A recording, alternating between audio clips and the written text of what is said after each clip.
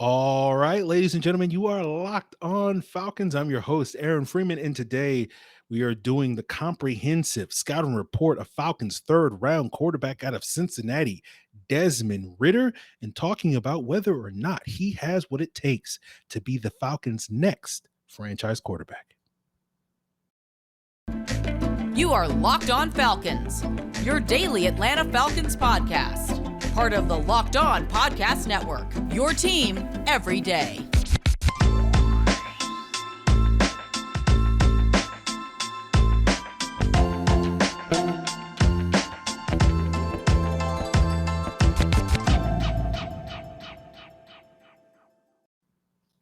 So, guys, you know me. I'm Aaron Freeman. I've been covering the Falcons for many years, formerly at FalcFans.com. RIP, still going strong on Twitter at FalcFans. And, of course, the host of this illustrious Locked On Falcons podcast, your daily Atlanta Falcons podcast, part of the Locked On Sports Atlanta podcast family. Today's episode of Locked On Falcons is brought to you by BetOnline. BetOnline has you covered this season with more props, odds, and lines than ever before. BetOnline is where the game starts. So, guys, I want to thank everyone that makes Locked On Falcons their first listen each and every day, especially on this Memorial Day, as most of you guys are listening to this. But if you're watching us, you're possibly watching us on Sunday night, right? Because the video version of the podcast is free and available on YouTube. Make sure you subscribe to the Locked On Falcons YouTube channel so that you get the video version of the podcast the night before the audio drops. Of course, the audio drops on a variety of podcast platforms like Apple, Odyssey, Google, and Spotify. Of course, you can find Locked On Falcons free and available on all those podcast platforms, whatever you prefer. And if you're watching us right now, you still probably are noticing that I'm still holding my microphone. So I apologize in advance if the audio issues are a little wonky because my hand shakes. I shouldn't, again, illustrate that by purposefully shaking my hands or my head when I say that. But let's, without further ado, with all the sort of caveats, let's get into more caveats on today's episode. And first, before we get into Desmond Ritter conversation, one of those caveats is today we'll compare Matt Ryan and Desmond Ritter quite a bit. And I know because some people have a little bit of still baggage and biases, either pro or against Matt Ryan, they will sort of impose those same biases, whether, in sort of those same things on Desmond Ritter, pro or against, or whatever the case may be. And I just want to clear the air and say, I like to believe I don't have those same sort of biases pro or against Matt Ryan. I think I, generally speaking, relative to most Falcon fans, is pretty neutral towards Matt Ryan. So the reason why we're comparing Matt Ryan and Desmond Ritter on today's episode is not because of whatever issues you have for or against Matt Ryan. It's just because I know he's the guy that you guys are most familiar with, because we all sat here and watched him play football for the Atlanta Falcons for the last 14 years.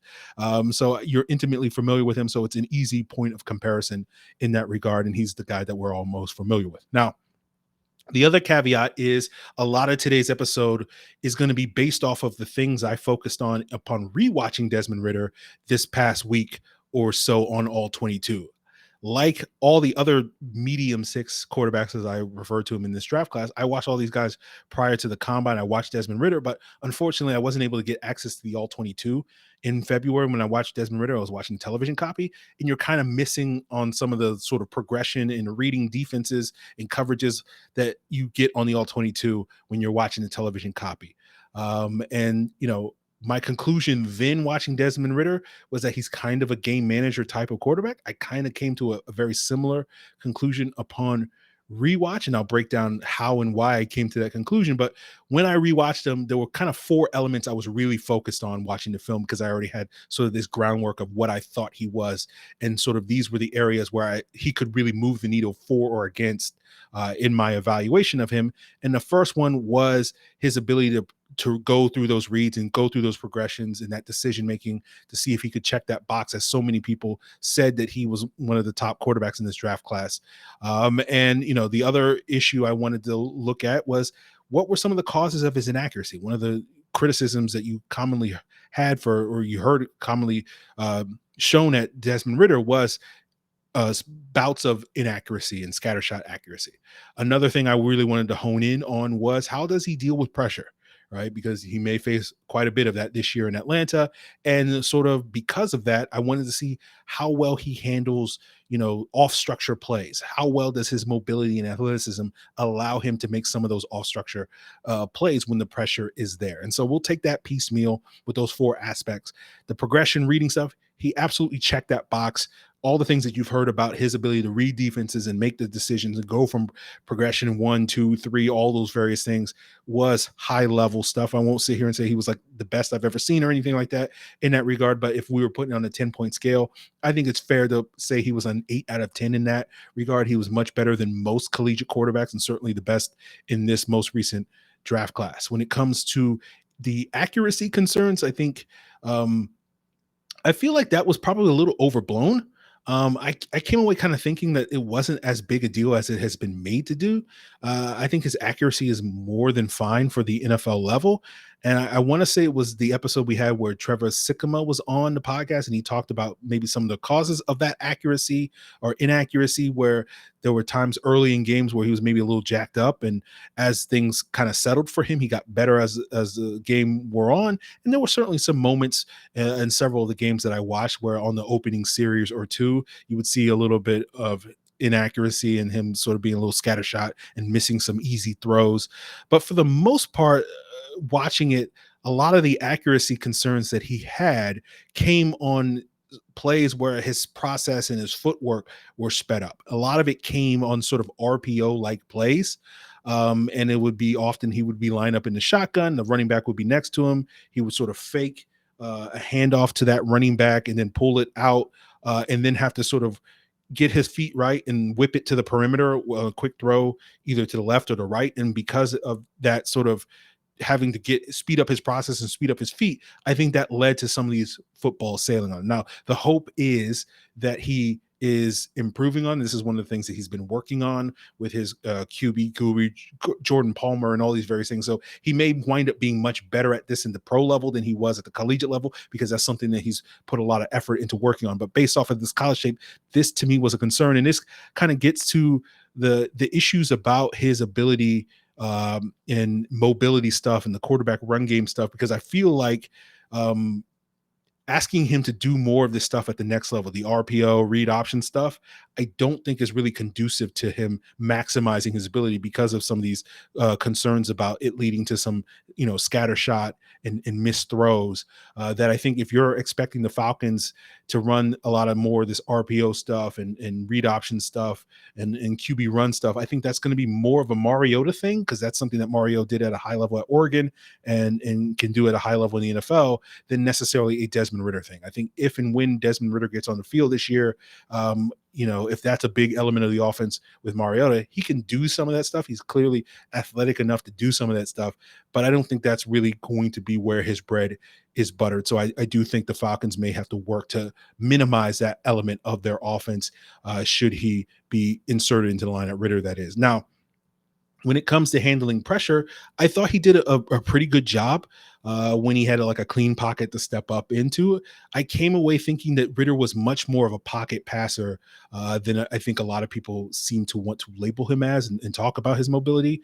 In terms of the two games that really stood out and from a pressure standpoint where he was under fire quite a bit was the Alabama game, and he was basically under siege that game. And so I give him a bit of a pass because it was very clear that, just the way I would compare it to is, you remember those games where the Saints would sack the Falcons 6 times and Matt Ryan would get hit 12 or 14 times or whatever in those games. That's kind of how Alabama was getting after Ritter in that game. It was clearly Cincinnati's offensive line was overmatched, and Cincinnati's game plan was basically designed to get the ball out quickly, and that led to Alabama being able to time some of those things and batting down passes and all these various things. So it was not a good look for Desmond Ritter, but I don't think that was his fault. It was just a clear talent disparity between those two teams in the trenches. The other game that did stand out to me was the Navy game. And I know Pro Football Focus had this as his lowest graded game, I believe, of this past season. And one of the things I noticed in that game was Navy dialing up a lot of blitzes, particularly some 7-man pressure, some cover 0 blitzes and whatnot. And there were a couple of times where Desmond Ritter was able to see it and burn Navy, but there were a number of times where it kind of led to him making some questionable decisions, throwing off his back foot, and that missed some throws and all those various things. So I do wonder a little bit about that, if that's something that may be a situation that NFL teams are able to take advantage of as things move forward. And I think similar to most NFL quarterbacks, similar to Matt Ryan, it did seem like watching Desmond Ritter when it came to pressure, that if you can get after him early and speed up his process, hit him early, all those various things, it does lead to some of those concerns that we're talking about, where he might miss some throws and have some negative consequences as the game progresses. I don't think Desmond Ritter is going to be the exception to that. Very few NFL quarterbacks are. That's why you want to affect the quarterback and hit the quarterback and all those various things. So I don't think Ritter is going to be the exception to that. And so obviously that's going to be a potential concern playing behind a questionable Falcons offensive line. And that gets us to the conversation about his mobility. And I also kind of came away thinking that mobility is not as big an important an element of Ritter's game as I thought. And there's kind of two aspects when you talk about quarterback mobility. The first is the most obvious one, which is the quarterback's involvement in the run game. Lamar Jackson, Michael Vick are some of the prominent examples of the guys you think of. I think Ritter certainly brings something to the table there. I think particularly like 3rd and 2, 3rd and 4, yeah, he can absolutely run for a first down in those situations.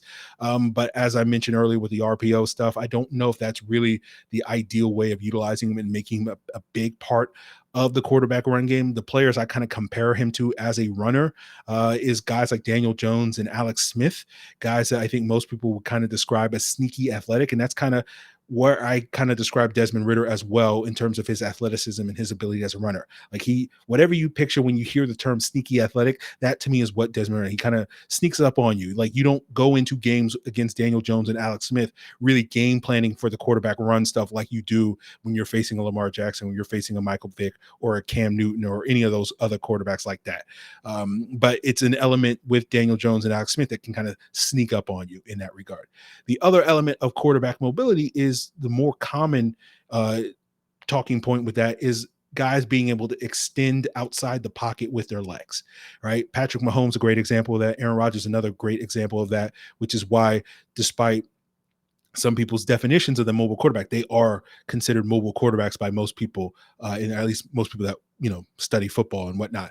And I didn't think Ritter was great at this, like watching, 300 plus, dropbacks over the course of like 10-ish games, 9 this past year, 1 watching the Georgia game last year. There were probably maybe like 25, 30-ish times where he was trying to use his legs to extend plays outside the pocket. And I would probably say maybe like 5, 10 of those times where he was successfully able to find and locate, an open receiver down the field and make some of those off structure plays. And off structure meaning, outside of the structure of the design of the play as it was called, and using those legs to extend plays and create opportunities for his receivers and for his offense using that athleticism. So I don't think that's going to be a huge part of Ritter's games. He can do that to a certain extent. I certainly think when we compare it to Matt Ryan, like he's more like late career Matt Ryan, who did that a lot more, starting in 2016 and 2017 than he was early in his career. And I think Ritter is more in that vein, probably a little bit better than Matt Ryan just because he's a better athlete than Matt Ryan. But again, I don't think that's going to be a huge part of how he wins at the next level. But, maybe it winds up developing because he's forced to develop because, concerns about the Falcons offense and whether or not they can, win within structure to a high level. And maybe that forces him to have to be better at those off structure plays. And he winds up being, much better than at that in the pros than he was in college, which gets back to the conversation we always have, which makes it very difficult with, evaluating quarterbacks is just because a guy didn't do something in college doesn't mean he can't do something. But basically what I'm sitting here saying is you didn't see a lot of Desmond Ritter creating those off structure plays at the collegiate level. And, I suspect that means he probably won't do a lot of that at the NFL level, but you never know. So when it comes to this stuff, this is pertinent when it comes to really building around Desmond Ritter, particularly with the offensive line, because we spent a lot of time last year talking about how you build your offensive line for a quarterback like Matt Ryan. And with pocket quarterbacks like Matt Ryan, you want to build more inside out. And I think Ritter fits more in that pocket quarterback mold where you want to build more inside out. And that's part of the reason why I was much harder on guys like Jalen Mayfield and to a lesser extent Matt Hennessy a year ago than I was on guys like Caleb McGarry. compared to other folks. And, when it comes to those more mobile quarterbacks like a Mahomes, like a Rodgers that can get outside the pocket, you tend to want to build more outside in. And that means you want to have those offensive tackles kind of be your anchor points, for that. And so I think because I think Ritter is more of the former, the pocket guy, than a mobile quarterback in the ways that Mahomes and Rodgers are, you want to build inside out. And so that probably means we'll probably be taking, much to my chagrin, more frequent trips to Caleb McGarry Island and possibly Jermaine Ifedi Island this year when it comes, if Desmond Ritter is in the lineup. So in summary, I feel like the accuracy and mobility stuff is kind of overrated, or maybe it's better to say the accuracy is underrated, because I don't think it's as big an issue and big an obstacle to his success. I don't think the mobility, while an asset, is really a strength of his game. I think he really does check the boxes when it comes from the neck up stuff. And that's going to get us into a conversation as we continue today's Locked On Falcons scouting report of Desmond Ritter, talking a little bit more about his intangibles and how that could aid him and lead to success, potentially early success at the NFL level. And that's where we're going to get a little bit more into the Matt Ryan comparisons and go back and look at how and why Matt Ryan, as well as some other young quarterbacks, were successful, to see if sort of Ritter is potentially checking some of those same boxes. And we'll get into that as we continue today's Locked On Falcons, guys. But I wanted to plug the Locked On Sports Atlanta podcast family, where you can find 3 different shows covering all of Atlanta and Georgia, as well as national headline making news. That's A to Z with Mark Zinno. That's Hitting Hard with John Chuckery, and ATL Day Ones with Jarvis Davis and Tenitra Batiste. Find them all on the Locked On Sports Atlanta podcast feed. And if you subscribe to Locked On Sports Atlanta, you will also be able to check out the Atlanta Braves postcast, where Locked On Braves is breaking down every win, every loss for the Atlanta Braves this season by subscribing to Locked On Sports Atlanta on YouTube. And guys, I want to tell you about BetOnline, the #1 source for all your sports betting needs and info, from podcasts to the latest odds, contests, and player props. You name it all, BetOnline has it all. And I'm talking about player props, talking about Desmond Ritter potentially hitting the ground running coming into the NFL. If you believe he can and will, you probably think the Falcons will win more than 4.5 games. So go to BetOnline, take the over on their 4.5 win total. Maybe you're on Team Mariota and you're down on Desmond Ritter, and you think, Mariota's got a decent chance with what he's going to do this year in Atlanta and lead this team to success, win comeback player of the year. He's got the 10th best odds, 14-1. Maybe you want to bet on that. Maybe you're feeling great about Drake London's ability to win offensive rookie of the year, or Tyler Algier, or his ability, or Desmond Ritter's ability to win that. Arnold Ebiketie winning defensive rookie of the year. AJ Terrell's got 80-1 odds to win defensive MVP this year. Arthur Smith, 50-1 odds to win coach of the year. You can bet on or against the Falcons however you want by heading over to betonline.net. And it's not just NFL player props and coach props. BetOnline has you covered for NBA and NHL playoffs, Major League Baseball, boxing, UFC, golf, esports, horse racing, your favorite Vegas casino games. BetOnline is where the game starts. So we're talking about the intangibles when it comes to Desmond Ritter, which is where I think he excels. And that's where we can get a little deeper into the Matt Ryan conversation and comparisons, because, I know a lot of you may not be as familiar with sort of Matt Ryan during his pre-draft process 14 years ago, but he was a fairly polarizing prospect, certainly a polarizing draft pick by the Falcons at the time. And for those of us, myself included, that were big fans of Matt Ryan at that time, a big reason why you loved him was because these so-called intangibles, the competitiveness, the drive, the work ethic, the leadership, all those various things that are hard to quantify. And if you didn't love Matt Ryan, which, a lot of people didn't at the time, it was because he didn't necessarily have these super impressive physical tools when it came to arm strength and athleticism and all those various things. And I think Ritter is a similar prospect in that regard, where while I think his physical tools are better than Matt Ryan's were coming into the league, he's not that impressive to me from a physical standpoint. You also see similar parallels to Matt Ryan's sort of success his final year at Boston College to Desmond Ritter's success this past year at Cincinnati. Boston College didn't make it to, I think was the BCS still back then. But at some point midway through that season, I think they were undefeated 8-0. They were number 2 in the nation. They wound up losing a couple of games to like Virginia Tech and maybe Clemson late in that season. season that sort of knocked them out of that sort of contention. But, that was not a loaded roster at Boston College, and they had one other NFL prospect on that offense in Gazder Sharulis at the left tackle position. And there was a lot of Matt Ryan doing the heavy lifting, elevating a subpar supporting cast to those heights to get to number 2 in the nation. And you kind of see a similar dynamic with Cincinnati this past year with Desmond Ritter, a guy that's consistently gotten better each and every year, and ultimately led Cincinnati to being the first group of 5 team, if I'm not mistaken, to make it to the college football playoff. May wind up being the last, but I think a lot of that's a testament to Desmond Ritter. They obviously had a lot of other NFL caliber players on that Cincinnati roster, particularly on the defense side of the ball, but it wasn't as if that was a loaded, talent-laden roster, particularly on the offensive side of the ball. They had a couple of solid NFL prospects, but it was not necessarily this super loaded team, and a lot of Desmond Ritter doing a lot of the heavy lifting. In regards to the other athleticism, I think, a lot of it, particularly when it comes to Desmond Ritter's mobility, is people look at that 4.52, 4.53, whatever his official 40 time was this past year, and are impressed by that. But I think when you actually sit down and watch the tape, he plays more like a 4.6, 4.7 speed, which is not slow, but is not necessarily super impressive, because I didn't see a guy that was really running away from college edge rushers and linebackers, when he would get out on the edge as a scrambler or whatnot. And I think against better athletes in the NFL, you will also sort of see him not necessarily do that at a high level. So I do think his athleticism maybe a tad bit overrated. I think his arm is not that impressive. My initial watch, I thought he was kind of the 5th best arm in this draft class, only probably ahead of Kenny Pickett.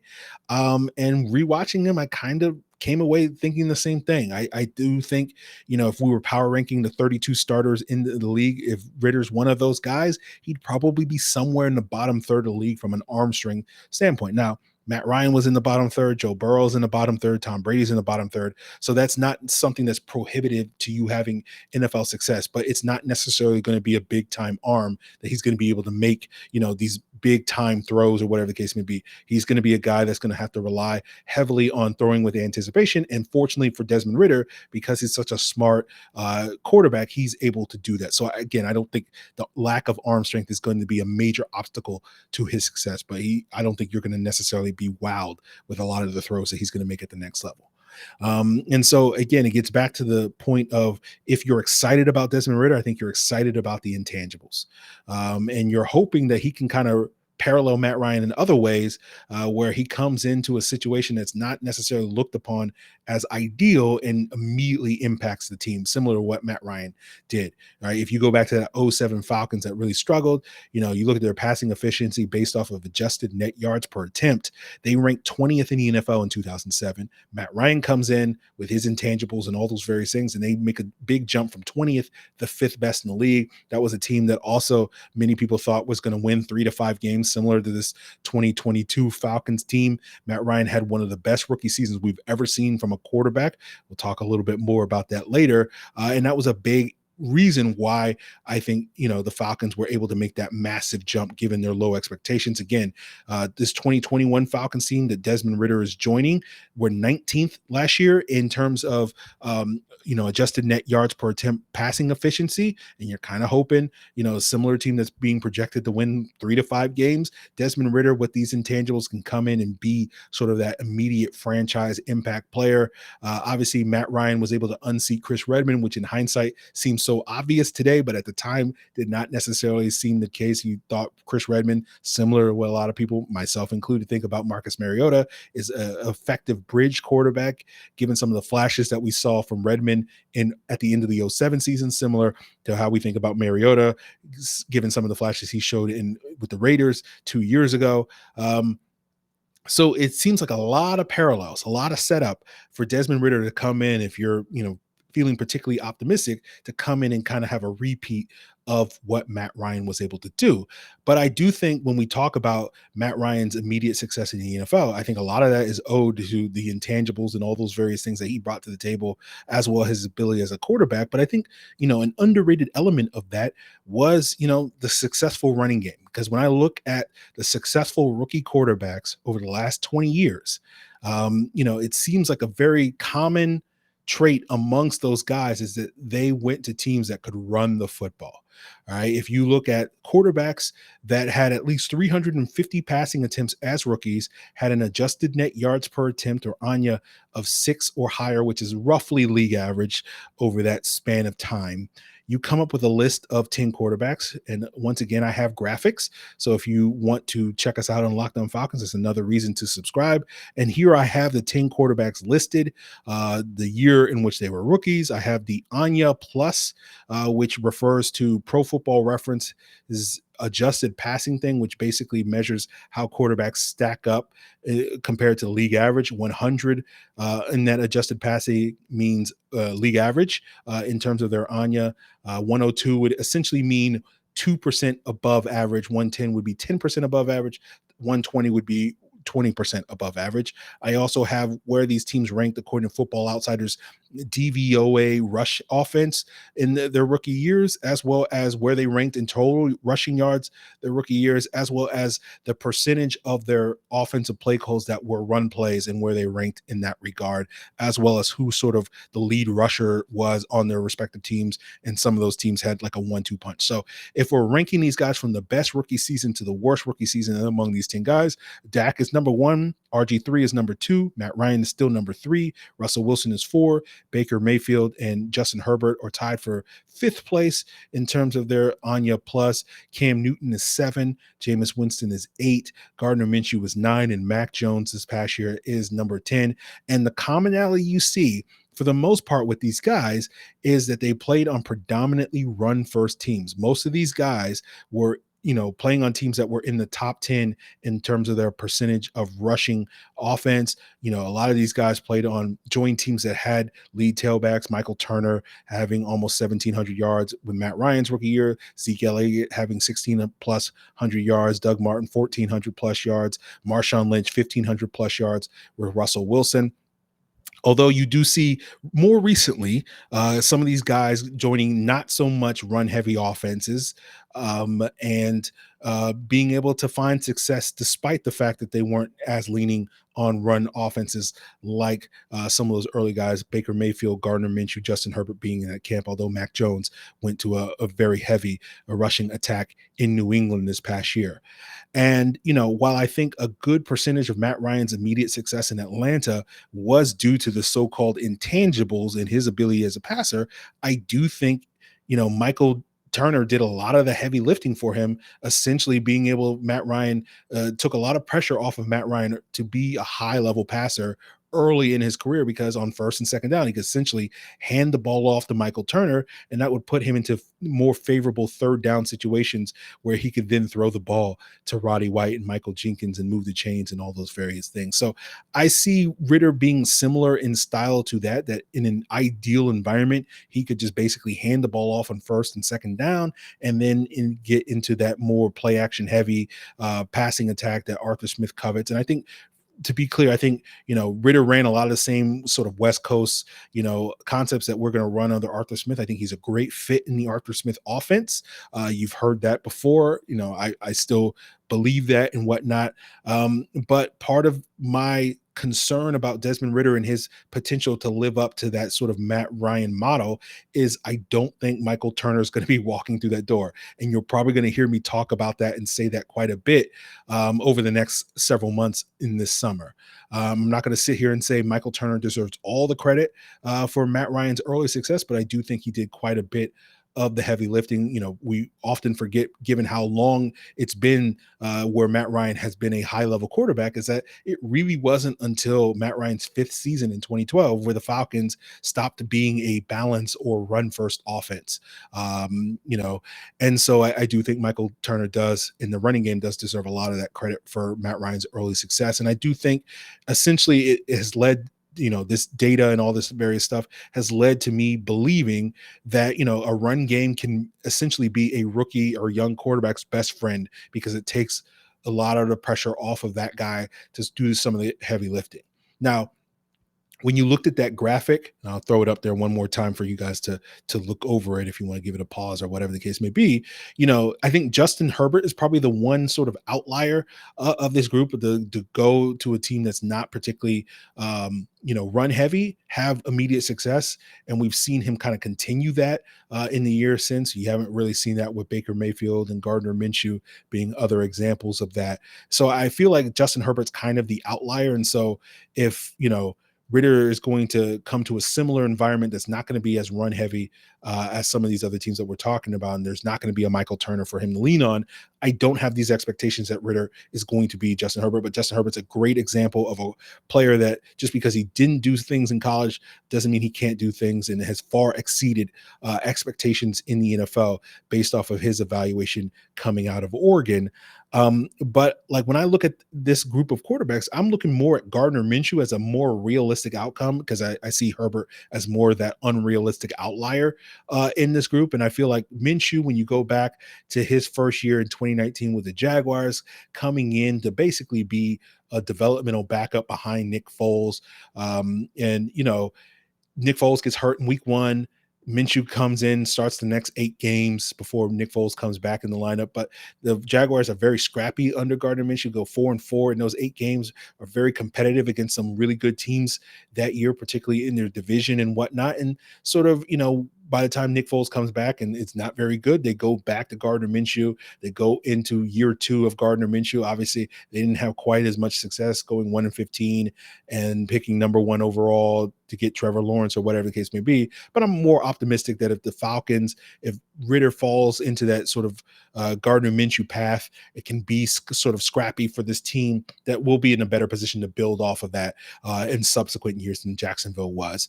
But Jacksonville wasn't a great environment. They still had some of those Saxonville's pieces still left over on defense, but they didn't have a great offensive line. They didn't have elite weapons. Leonard Fournette was productive at 1,100 yards his rookie season, but I think some of the luster had worn off of Leonard Fournette being the sort of this workhorse running back after a really monster rookie season in 2017. So that's kind of what I'm hoping for with Desmond Ritter here in Atlanta, and it gets us into a conversation where asking us, should Desmond Ritter start right away?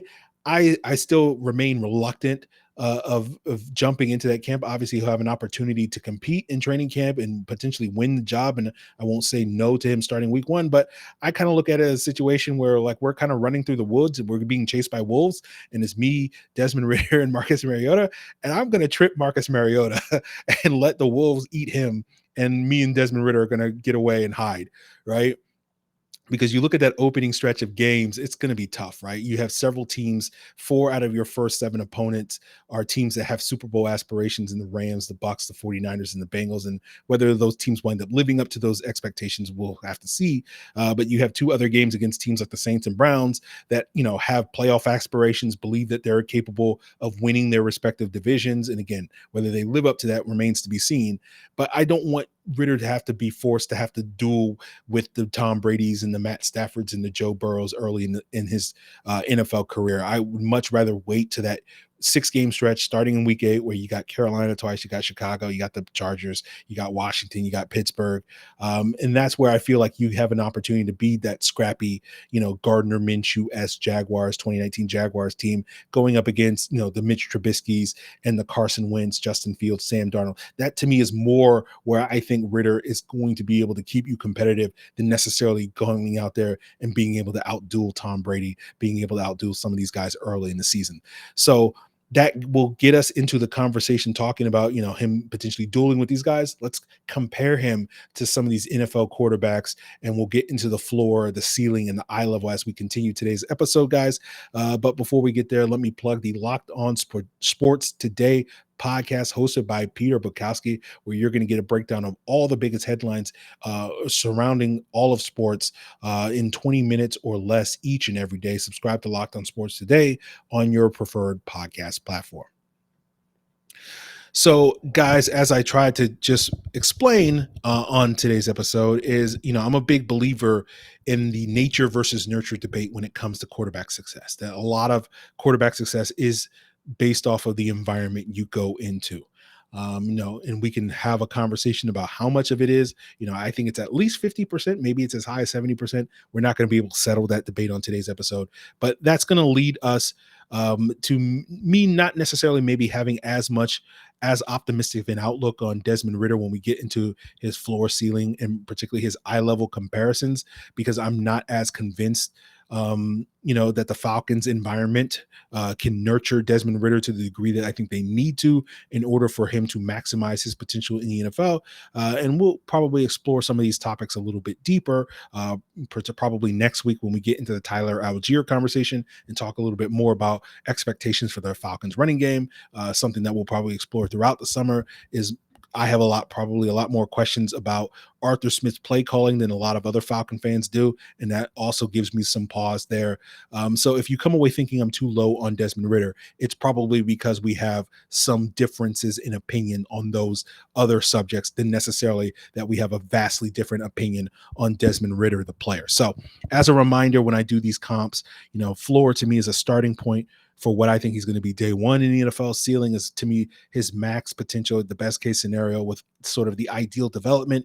And then his eye level is probably the most likely outcome, usually halfway between those two marks, which is most likely to be closer to the ultimate result. And for the floor, it was difficult coming up with one because I wanted to find someone that has similar build, similar athleticism, but also wound up being a career backup, because I think that's kind of Desmond Ritter's starting point, a guy that can be a competent backup quarterback for you.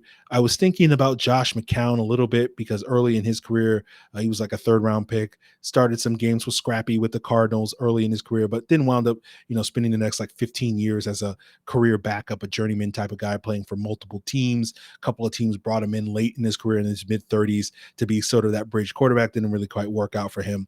And sort of that's kind of, I could definitely see Desmond Ritter playing 10, 15 or more years primarily as a backup and a decent starter. But ultimately the floor comp for me that's a little bit more recent than Josh McCown, who came into the league 20 years ago, is CJ Beathard. CJ Beathard was also a third-round pick for the 49ers in 2017, the first sort of quarterback taken by Kyle Shanahan to be developed in the future.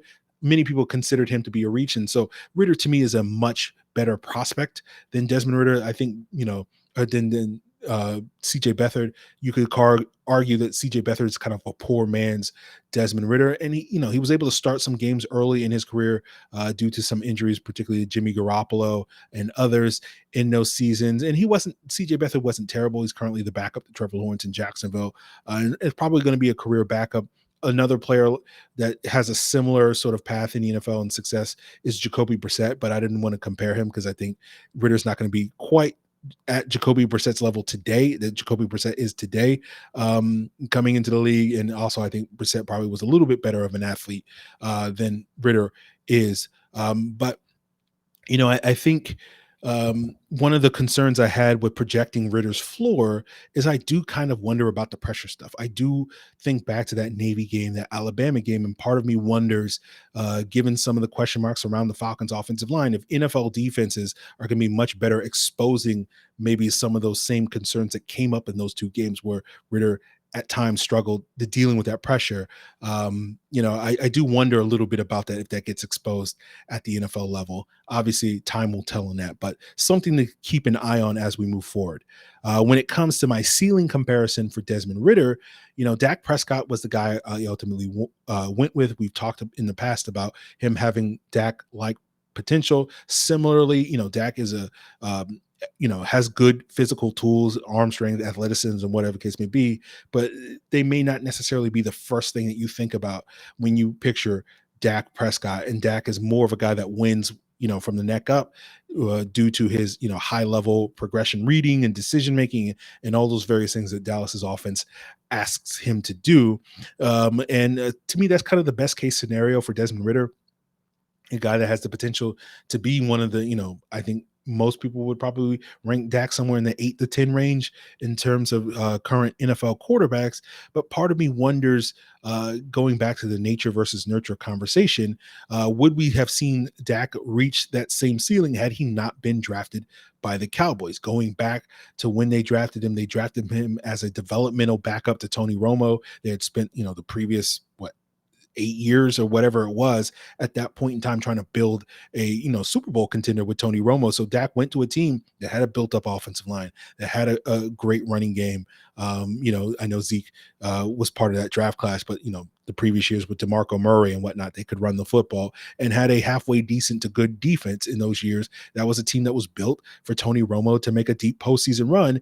And due to the presence of Zeke, due to weapons like Des Bryant and eventually Amari Cooper and CeeDee Lamb and that offensive line and some of the defense is that they've had in recent years, like I feel like the Cowboys, because of not the best environment ever assembled, but in a much more favorable environment than a lot of NFL teams have, they were able to allow Dak to put his best foot forward. And so I do have concerns about whether or not Desmond Ritter will sort of follow in that same trajectory if he does not get the same sort of level of nurturing that Dak Prescott seemingly got. But I think ultimately when we're talking about Desmond Ritter's potential, in that Dak tier, that 8 to 12 range as a ranking quarterbacks, Dak's in that tier. Tannehill's probably a little bit below that. Derek Carr's sort of in that same sort of tier. I feel like Ritter has the potential to be that type of player, which is widely considered to be a franchise quarterback. That's a guy that will get paid quite a bit of money on his second contract.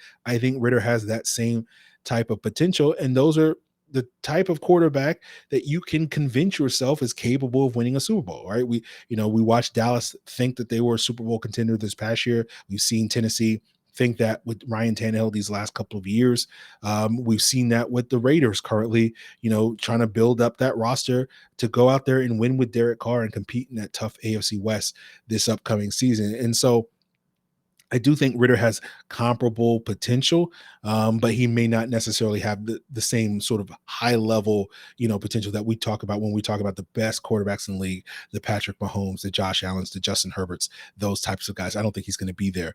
And, we just saw a team with that same caliber, that 8 to 12 range quarterback where Matt Stafford has been for most of his career, win a Super Bowl. And, we look at the environment that Stafford went to with the Rams, having Sean McVay and Cooper Kupp and Aaron Donald and Jalen Ramsey. And you wonder a little bit about the same thing with Desmond Ritter, that, it's less about him if he does reach that potential and whether or not he can win a Super Bowl here in Atlanta. And it's whether or not, if Arthur Smith is Sean McVay, if Drake London is on Kupp's level, if Grady Jarrett's on Aaron Donald's level, AJ Terrell being on Jalen Ramsey's level. And you sit here and you think, oh, some of these guys are on that level. Some of these guys are comparable. Who's going to be Von Miller? Who's going to be Andrew Whitworth? Who's going to be Leonard Floyd on those teams? And so you see some parallels, but you still see a lot of open question marks.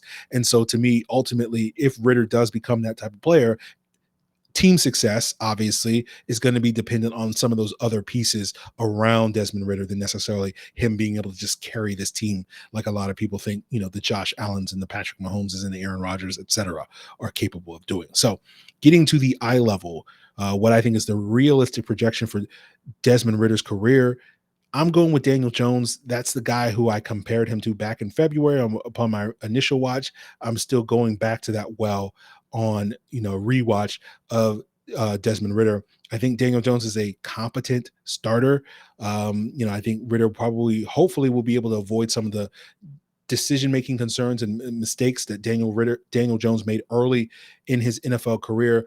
And I think ultimately Jones is kind of that quarterback, the kind of the perfect quarterback, you may argue, to kind of put you in quarterback purgatory, where he just shows just enough to convince you that, hey, there's some untapped potential. Maybe we continue to build around that guy. You've seen the Giants kind of do that with some of the resources they invested in, their offense this past offseason in free agency, as well as draft picks. And you've had multiple coaching staffs had to come in here and kind of try to win with Daniel Jones with the Giants and whatnot, and try to fix him and elevate him. And he's, again, competent quarterback. We'll see sort of where he winds up ranking when the quarterback tiers come out later this summer on The Athletic and whatnot. But my guess is he's probably going to be in that 20 to 25 range, somewhere in there. And when I think about, Desmond Ritter, I kind of feel like that's probably the likely outcome for him if his floor is a high level backup. So say like the 40th best quarterback in the NFL, and his ceiling is, Dak level, whereas say the 10th best quarterback in the NFL, the mid-level for that is about the 25th best quarterback, where I think Daniel Jones is going to be. And that's going to be a guy that I think the Falcons will show just enough for the Falcons to be like, hey, maybe if we fix this offensive line, maybe we get this run game going, maybe we add a couple more pieces to the defense, this guy can get us back to relevance, get us back to the postseason. Probably not a guy that you're going to simply hit your wagon and say, oh, that guy's going to go out there and win you a Super Bowl. But, as we see with the Giants and Daniel Jones, you just kind of want to get back to the postseason. And I feel like Desmond Ritter has that capability. Marcus Mariota is in that same tier of quarterbacks, probably in that 20 to 25 range of quarterbacks.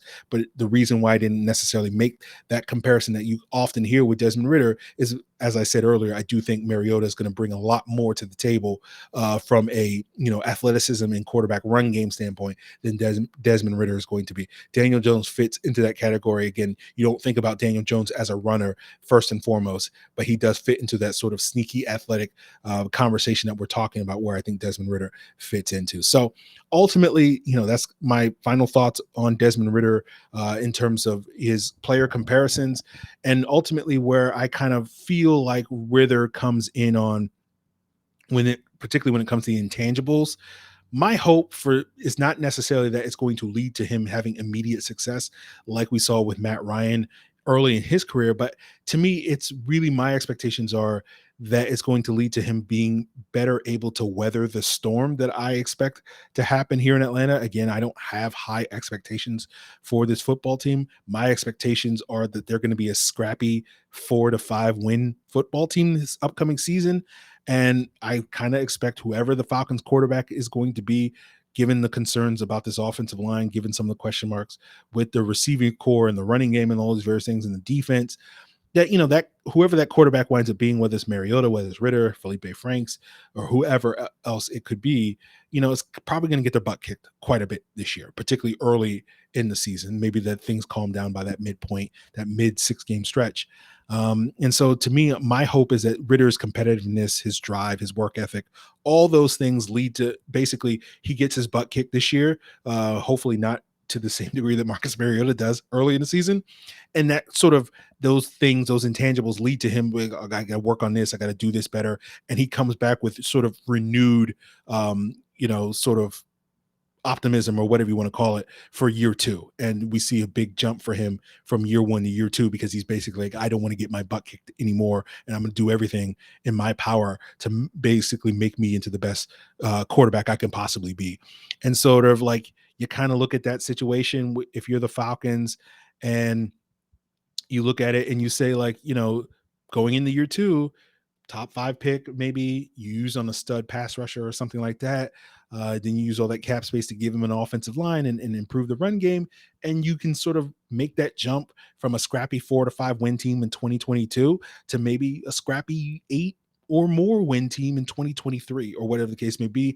And you feel like you're a team that's making strides and building a team that can have that long-term sustainable success. But at the same time, that's kind of, to me, the more realistic, optimistic side of things, but there's a wide range of outcomes there. And part of you wonders, given sort of the Daniel Jones comparisons and the talk of quarterback purgatory, you're kind of worried about whether or not Ritter's kind of the perfect quarterback to kind of get you into quarterback purgatory, where you don't have a clear-cut answer. Like, you kind of want this season, and this is going to be the sort of, to me, the biggest storyline and narrative surrounding this Falcons season, is you want to have an answer at the quarterback, and you want to have a clear-cut answer. You kind of want Desmond Ritter to either suck so that you have an answer, or you want him to be really good so that you're like, oh yeah, this guy is definitely good. This guy is Justin Herbert. This guy is Matt Ryan, rather than being Gardner Minshew. Like, again, I think that's one of the better outcomes you can expect, but that's not really the ideal outcome, right? You don't want to be in a situation where you're kind of stuck in the middle. And that's where it's difficult for me to be as optimistic as maybe some other Falcon fans about this upcoming season and the future and the direction of this team, because there's such a wide range of outcomes. Ritter could be bad, Ritter could be great, or Ritter could be somewhere in the middle, and you don't really have a clear-cut answer. And do you wind up, passing on a really good quarterback next year and wind up in quarterback purgatory, wind up kicking yourself? Again, we don't know the answers to that. We'll cross those bridges when we get to it, all those various things. I don't expect anybody to have a definitive or defined opinion. I certainly don't today at the end of May, at the beginning of July, or at the beginning of June. We'll hopefully have better answers to that 6 months from now in November, December, etc. But we'll just sort of have to see how that goes, guys. And we'll be talking quite a bit more about Desmond Ritter and process and timeline and all these various things throughout the summer. We'll have some guests on that are high on Desmond Ritter. We'll have some guests on that are not as high on Desmond Ritter as this summer unfolds, so that, the goal is for you guys to get a clearer picture of what the quarterback is, rather than just, giving you this rosy or this doom and gloom portrait, right? There's good, there's bad, and there's a lot of in between with Desmond Ritter. So if you want to, have a conversation about that in the comments here on YouTube, by all means. You want to provide your feedback via email to lockedonfalcons@mail.com. I'm all open. My inbox is open. You can hit me up on Twitter or Facebook at Locked On Falcons as well, to get more into this Desmond Ritter conversation, to tell me why I'm too low on him, why I'm too high on him, all the things in between. So looking forward to that conversation here, guys. And that's going to do it for us here on another longer scouting report. But there's so much to unpack with these quarterback conversations as well. And hopefully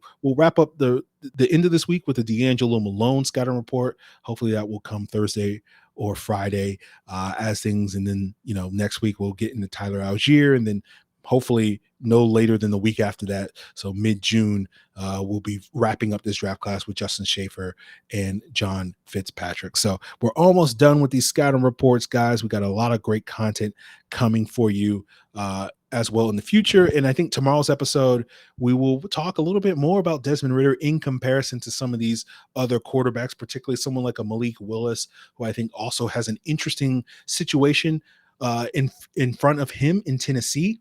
When we talk about the supporting cast and you sort of look at the environment that, Malik Willis is going to in Tennessee, at least theoretically, maybe a little bit more favorable for him, even if we sort of sit here and think Desmond Ritter is the better overall, prospect or has a higher floor entering this. So that's going to be the conversation on tomorrow's episode. We'll sort of look at Desmond Ritter in comparison to some of these other quarterbacks in this draft class, and whether or not, we can kind of predict who's going to come out more successful. Is that Ritter? Is that Willis? Is that Pickett? Is that somebody else? We'll try to get into that on tomorrow's episode, guys.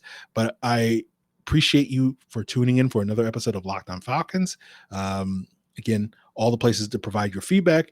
You can also check out, as your second listen, Locked On NFL podcast to get all the lowdown on all 32 NFL teams, not just the Atlanta Falcons. And of course, Locked On NFL is free and available on all the same podcast platforms you can find Locked On Falcons, including Apple, Odyssey, Google, Spotify, and of course on YouTube. Guys, hope you have a great day on Memorial Day, as most of you guys are checking this out. Eat some delicious hot dogs. If you're upset with my Desmond Ritter evaluation, take the pain away with some delicious grilled meats, and celebrate your Memorial Day, and have I hope you have a great weekend and all those various things. And shout out to all the service members. This is what Memorial Day is all about. So I want to say that as we close out today's episode. So appreciate it, guys. Till then.